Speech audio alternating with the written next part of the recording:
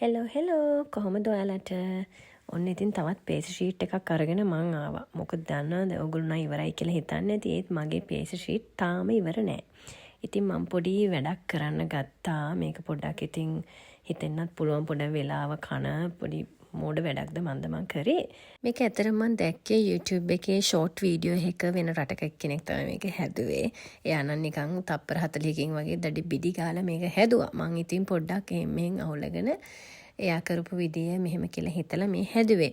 එයා නම් නිකම්ම දැම්ම මේ කාටන් එකට මම ඉතින් ක්ලින් රැප් එකක් දැම්ම නිකන් අරක ජරාවද දන්නේ නැහැ නේ කියලා හිතලා පේස් ෂීට් එක ගෑවෙනවනේ ඒකේ.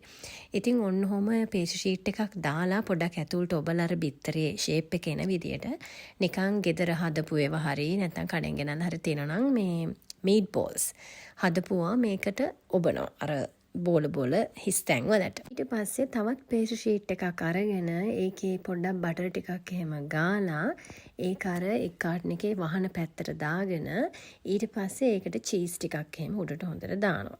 දාලා ඊට පස්සේ බිත්තර මේවක වහනවා. වහලා එයා නම් මේක ටක් ගාලා හරි ලස්සනට මේ බෝල රවුම් ගත්ත චුට්ටක් කපලා යනකොට මට නම් එහෙම ඒ තරම් ලස්සනට ආවේ නැහැ වැඩේ. ඊට පස්සේ අර වැඩිපුර ටික අයින ටික පේස් ෂීට් එකත් කපලා ওই මැදින් අපි හිතලා ඒ බෝල තියෙන සයිස් එක හිතාගෙන පොඩ්ඩක් මාක් කරගන්නවා කපන්න ඕන තැන් ටික.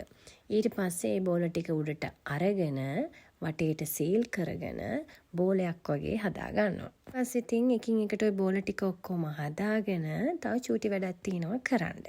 එයාගේ ඒක කරාට පස්සේ නම් ඇත්තටම මගේ වඩා ගොඩක් ලස්සනට ආවා.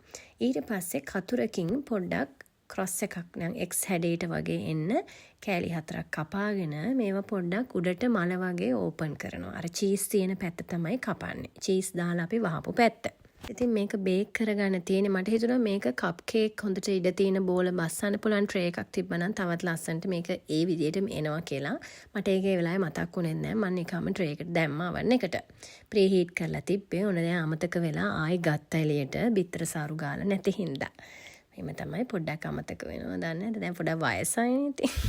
මේක ඉතින් දැන් ඔව ගාගෙන ඉවරලා අවන් එකට දාලා කුක් කරගන්නයි තියෙන්නේ. මොකද මීට් බෝල් එකත් අමුයි. ඒකත් පොඩ්ඩක් කුක් වෙනකන් පේස්ට්‍රි එකත් හොඳට පෆ් වෙලා එනකන් ඔන්න ඔහම දාලා ඕක අවන් එකෙන් අරගත්තා මම.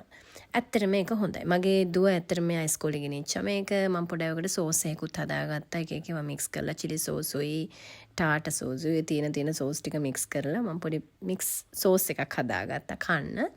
මේක ඇත්තටම දවසෙන් දෙකෙන් ඉවර වුණා. අපේ දුව ඉස්කෝලේ ගෙනිච්චා, හස්බන්ඩ් වැඩට ගෙනිලා කෑවා. ඉතින් එකම හොඳේ තියෙන්නේ මුකුත් පේස්ට් වෙනම හදන්න ඕනේ නැහැ. ඔය මීට් බෝල්ස් කඩෙන් ගෙනාපු වෙලාවක හරි එහෙම නැත්නම් ගෙදර හදලා ෆ්‍රීසර් එකේ ඔයගොල්ලෝ දාගෙන ඉන්නවනම් ලේසි පේස්ට් එකට ටක් ගාලා දාලා ඔය වගේ හදලා ගන්න පුළුවන්. හැදුවොත් මට කියන්නකෝ මං ගිහින් එන්නම්. බයි.